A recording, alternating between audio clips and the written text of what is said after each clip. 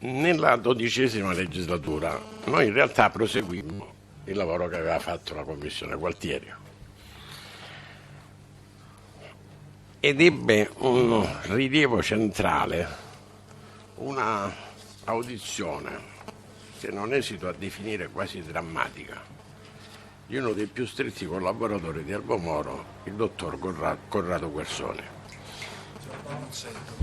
che era stato uno dei più stretti collaboratori di Moro, molto vicino alla famiglia in quei 55 giorni, il quale con grande crudezza, ma anche in maniera argomentata, pose alla Commissione l'ipotesi, che però per lui era più che un'ipotesi, era quasi una certezza, che il sequestro e l'omicidio di Aldo Moro fosse stato appaltato alle Brigate Rosse da un livello superiore che lui individuava nei vertici dell'Alleanza Occidentale.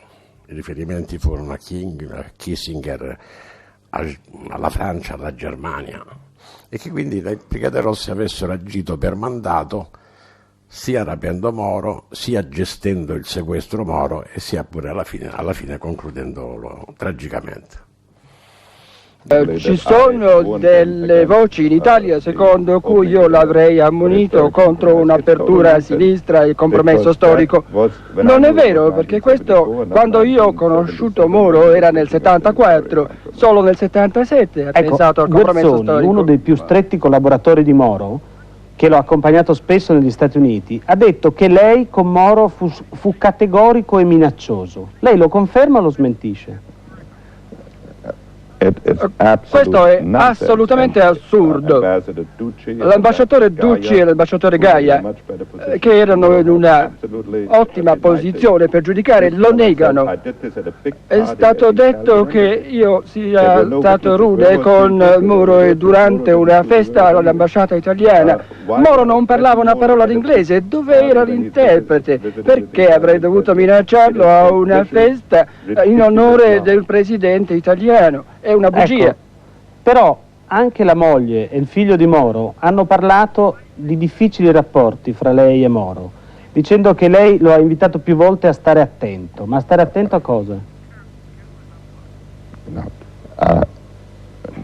La signora Moro è profondamente sconvolta dalla morte di suo marito. Io non l'ho mai conosciuta. Io sono stato sempre contrario al cosiddetto compromesso storico. Ho parlato pubblicamente sull'argomento, ma è una follia. Le Brigate Rosse sono ostili agli Stati Uniti. Moro è stato ucciso dalle Brigate Rosse. Io non conosco nessuno negli Stati Uniti che abbia mai conosciuto un membro delle Brigate Rosse. E Moro è stato ucciso 2 anni dopo che io ho lasciato il mio incarico. È un'accusa folle. Devo dire che alla nostra analisi allora l'ipotesi non sembrò verificabile. Era un'ipotesi seria, però restava tale. E quindi riaffermammo, così quella che era stata già la valutazione della commissione precedente, che in realtà le Brigate Rosse erano un fenomeno nazionale, che si erano mossi in una logica nazionale, che in questa logica nazionale avevano individuato in Moro uno degli obiettivi dell'attacco al cuore dello Stato. Secondo questa logica lo avevano rapito, lo avevano processato e sia pure a valle di un aspro conflitto interno avevano poi deciso di eseguire la sentenza.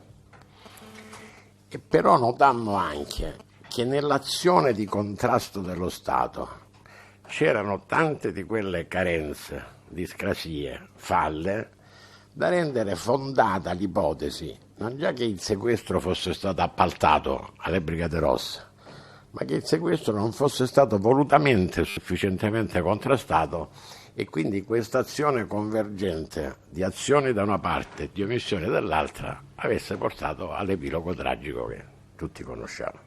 Per ciò che riguardava il fenomeno generale delle Brigate Rosse, Nordio, con un lungo elaborato, confermò il carattere nazionale del fenomeno, escluse quella che era la tesi di Giorgio Galli, cioè che il contrasto dalle Brigate Rosse fosse stato ispirato a una logica di stop and go e cioè che erano state contrastate, poi a un certo momento il contrasto rallentava per consentire alle Brigate Rosse di riprendere, diciamo, la loro attività nel desiderio di determinare un effetto stabilizzante della situazione politica. E però pure in un rapporto consulenziale, che era quindi ispirato a una grande prudenza, quando arrivò al caso Moro disse: però sul caso Moro io non mi sento di dire che sia così, perché le falle, le omissioni e le mancanze sono così forti e così gravi da far pensare che ci potesse essere a monte un mandato a non agire, quindi non un mandato ad uccidere, ma un mandato a non agire, un mandato all'inerzia. Io feci come si potrebbe dire, un documento di indirizzo su quello che avrebbe potuto essere lo sviluppo ulteriore dell'inchiesta, partendo dalla possibilità di rivedere un giudizio che avevamo espresso nella legislatura precedente e anche nell'inizio di quella legislatura, cioè che nel contrasto dello Stato al sequestro Moro ci fossero stati soprattutto operazioni di facciata e non invece quell'attività di intelligence poliziesca eccetera che normalmente nei sequestri di persona avviene. Torno a Roma le indagini delle forze dell'ordine alla ricerca dei terroristi che hanno rapito l'onorevole Moro e assassinato la sua scorta. L'esercito partecipa ai posti di blocco sulle grandi vie di comunicazione che escono dalla capitale.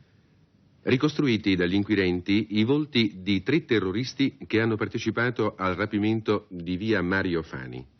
In quel momento un comitato della Commissione Antimafia aveva da poco approvata una relazione del senatore Pardini in cui effettivamente si poneva questa fisiologica normalità dei sequestri di persona, del contrapporsi un'azione di facciata che tende all'individuazione della prigione, alla liberazione dell'ostaggio, al blitz militare eccetera, e che normalmente non serve a niente.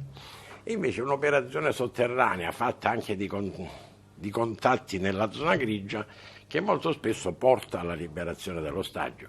Questo fatto mi aveva colpito perché riflettevo sul fatto che la vicenda Moro, se all'inizio era stata una strage e alla fine era stato un omicidio, e fra quest'alfa e questo omega in realtà era stato un sequestro di persona, e quindi mi domandavo se anche nel caso del sequestro Moro a questa apparente operazione di facciata, i blocchi stradali, le perquisizioni eccetera, non avesse corrisposto un'attività sotterranea di contatti, di trattative eccetera. E devo dire che una serie di acquisizioni nuove ci convinsero che in parte e fino a un certo momento questo è avvenuto. Risultava pure che in una fase iniziale addirittura questa attività sotterranea aveva anche implicato un'attivazione della criminalità organizzata, mafia, 'ndrangheta e banda della Magliana, e però tutte queste attività a un certo punto si erano fermate. Per esempio, per dichiarazione di Marino Mannoia, che come ricorderete è il pentito che è stato ritenuto credibile, per cui nel processo palermitano Anderotti è stato ritenuto prosciolto per l'accusa di un rapporto iniziale con la mafia di Bontate. Quella sentenza è tutta fondata sulle dichiarazioni di Marino Mannoia. Marino Mannoia aveva detto: Bontate all'inizio si era attivato, dice diamoci da fare, vediamo di liberare Moro, acquisiremo credito politico, e a un certo punto Pippo Caloglia aveva detto fermati, perché qua sono i suoi che non lo vogliono veramente liberare. O agevolare ai fini della liberazione di Aldo Moro deve essere fatto o agevolato. Per parte nostra non è accettato una sorta di immobilismo pregiudiziale ed assoluto, genericamente motivato, che porta ad escludere persino la ricerca di ogni ragionevole e legittima possibilità. E allora l'impressione che ne ebbi, che consacrai in questo documento, è che verso la metà di quel tragico aprile nella vicenda si determina un momento di torsione. Improvvisamente le cose cambiano, continuano le operazioni di facciata, ma tutta questa attività sotterranea che avrebbe potuto portare alla liberazione dell'ostaggio improvvisamente si interrompe. e cercavo un riscontro documentale che potesse giustificare questo cambiamento, questa torsione dell'intera vicenda. E devo dire che rileggendomi le carte trovai l'elemento della torsione nel comunicato numero 6 delle Brigate Rosse. Perché le Brigate Rosse all'inizio che avevano detto: abbiamo rapito, lo sottoporremo a un processo popolare. Gli atti di questo processo non saranno tenuti segreti, ma verranno resi noti alla pubblica opinione. Poi Moro scrive la lettera a Cossiga e la scrive nella certezza che deve restare segreta, e invece Moretti gliela pubblica nel comunicato numero 3. E se voi rileggete quella lettera, vedete che all'inizio Moro non chiede di essere liberato per motivi umanitari, che saranno poi i contenuti della fase finale dei suoi scritti, ma in realtà pone una ragione di Stato. Dice: io sono sottoposto a un processo popolare, sono preda di un potere incontrollato e potrei essere indotto a dire cose dannose per il partito e per lo Stato. Quindi, caro Francesco, il Dio ti illumini, parlane riservatamente con il Presidente del Consiglio, saranno importanti anche contatti con la Santa Sede e vedete di aprire una trattativa. Quindi in quella lettera iniziale Moro dice: potrei parlare. Nei comunicati successivi, le Brigate Rosse, dal 3 al 6, le Brigate Rosse dicono: il processo continua con la piena collaborazione del prigioniero, finché nel comunicato numero 16 il processo si è concluso con la condanna a morte. Tra virgolette dice: non ci sono rivelazioni clamorose, però poi si aggiunge tutta una frase in cui spiegano che le rivoluzioni clamorose ci sono state, dice, ha indicato tutte diciamo la comunicazione rivoluzionaria. Ecco. Quindi dice: ha parlato, però poi c'è un inciso, dice: a questo punto facciamo una scelta. Poiché la stampa borghese ha servito al potere, eccetera, noi non renderemo pubblici i risultati del processo, ma lo affideremo a mezzi di comunicazione interni dell'organizzazione rivoluzionaria. E allora a questo punto, che dicono le Brigate Rosse? Moro ha parlato, però quello che ha detto ce lo teniamo noi. Io scrissi allora, quindi il problema non è il doppio delitto, ma probabilmente il problema è il doppio ostaggio. Pensiamo al processo. Il processo c'è un luogo dove l'imputato sta carcerato, poi c'è un luogo dove il processo si svolge, e noi avevamo ricostruito bene come si svolgeva il processo, un poco secondo l'iconografia del fumetto di Metropolis. Cioè, dopo che avevano provato ad interrogarlo, e però non riuscivano a capire che cosa Moro diceva, diciamo, la differenza di qualità intellettuale fra interrogato e interrogante era troppo forte, Moretti cominciò a portargli delle domande scritte, preparate fuori. A Firenze. E Moro rispondeva per iscritto ed è il memoriale, salvo quello che dirò sulle ultime pagine del memoriale. Le risposte scritte sul memoriale, tant'è vero che l'analisi del memoriale ha consentito addirittura di ricostruire quali erano le domande che Moretti gli faceva, e alcune sono domande che non appartengono alla cultura brigatista, e quindi questo fa pensare che ci fossero dei suggeritori delle domande.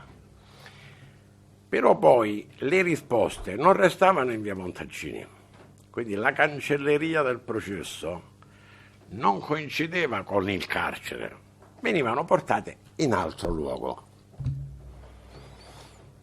Nel fumetto di Metropolis i vari protagonisti sono riconoscibili, si riconosce Morucci, si riconosce la Faranda, si riconosce Moretti, Gallinari.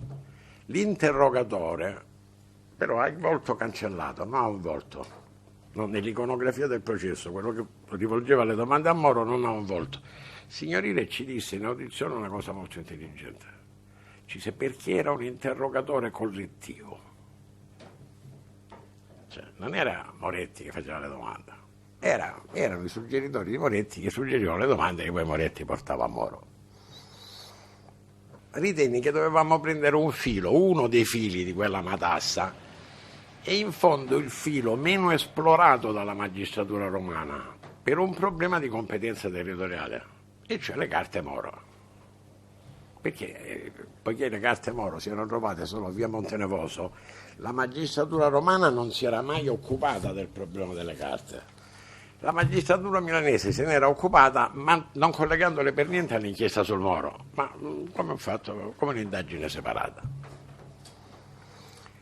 E cominciamo quindi a cercare, innanzitutto accertammo una cosa, che singolare, su cui forse una conferma da parte vostra sarebbe importante. Ci fu unanimemente dichiarato che nessun altro scritto di Moro era stato trovato in nessuno dei covi brigatisti che erano stati scoperti successivamente a via Montenevoso, pur risultando da una serie di fonti che in realtà, diciamo, il memoriale era stato dattiloscritto, fotocopiato e distribuito fra le varie colonne, perché si doveva fare un dibattito autunnale sui risultati dell'operazione Fritz, cioè del rapimento di Moro. Però solo in via Montenevoso si trovano le carte. Qui, senza voler dare suggerimenti, dopo, quando non potevo fare più niente, mi è venuta una curiosità. Sarebbe interessante vedere quanto tempo è intercorso nelle scoperte degli altri covo fra l'ingresso degli uomini dalla Chiesa e l'arrivo del magistrato che poi ha fatto l'inventario delle cose che c'erano nel covo. Perché se ci sono pochi minuti, ma se dovesse essere stato, che so, una giornata, mezza giornata, 2 giornate, tutte le ipotesi sono probabili. Cioè, tutto quello che era successo dopo il ritrovamento delle carte in via Montenevoso sconsigliava che potessero venire fuori altri problemi. Quindi il problema che avevamo davanti è che su come la magistratura scopre il covo di via Montenevoso c'era un'incertezza assoluta. C'era innanzitutto un rapporto di polizia giudiziaria, lo troverete trascritto in questi documenti che vi sto lasciando, che raccontava che su via Montenevoso passeggiava un giovane alto, questo giovane alto portava un borsello, il borsello pesava sulla spalla, questo diede il sospetto a carabinieri in Borghese che quel borsello contenesse una pistola, il giovane fu fotografato e fu individuato per come Azzolini. Fu seguito, si vide in quale palazzo entrava e quindi poi si preparò il blitz. Poi però c'erano delle versioni completamente diverse. Tutte queste altre versioni ci avevano dentro il borsello, ma con una storia completamente diversa. Il borsello viene ritrovato in un autobus di Firenze. Dentro c'è una pistola a beretta con la matricola Brasa, il libretto di circolazione di un ciclomotore e un mazzo di chiavi. Il libretto di circolazione portava a Milano perché era un motociclo artigianale che veniva costruito in un'officina di Milano. Allora i carabinieri di Firenze mandano tutto ai carabinieri di Milano. A Firenze si apre un fascicolo sul ritrovamento della beretta con la matricola Brasa. I carabinieri di Milano vanno a interrogare il meccanico dell'officina dove si costruiva il motociclo e il meccanico dice sì, gli mostra una serie di fotografie, dice questo l'ha comprato, dice il rompiscatole tremendo perché dice continuamente che questo motociclo non funziona, ce lo porta sempre perché lo vuole revisionato eccetera, e io l'ho visto posteggiato diverse volte in via Montenevoso. Nel borsello c'erano anche le ricevute di un dentista, di uno studio dentistico. Vanno allo studio del dentista, interrogano l'infermiera, mostrano le varie fotografie e l'infermiera identifica Azzolini. E allora carabinieri in Borghese diligentemente con le molli di notte passeggiano lungo la via Montenevoso utilizzando quel mazzo di chiavi e riescono a trovare finalmente la chiave che apriva il portone di via Montenevoso. Così individuano il covo, stanno lì, fotografano chi c'entrava, chi ci usciva, vedono più volte la Balzarani entrare e uscire eccetera e fanno il blitz. Noi ricostruiamo tutta questa storia innanzitutto partendo da questo fascicolo processuale che stava a Firenze. Spataro e Pomarici chiesero di essere sentiti, vennero in commissione e diedero, secondo me, una giustificazione del perché avevano accettato un verbale che sapevano non corrispondere alla realtà delle cose. Cioè, perché avevamo paura, volevamo sottrarre alla possibile vendetta brigatista sia il meccanico dell'officina che aveva fatto il circomotore, sia l'infermiera. E io dissi, secondo me queste sono ragioni plausibili. D'altra parte l'esperienza professionale mi fa dire che molto spesso i rapporti di polizia giudiziaria iniziano da informazioni ricevute e dietro c'è tutta una storia che è opportuno non mettere nel rapporto.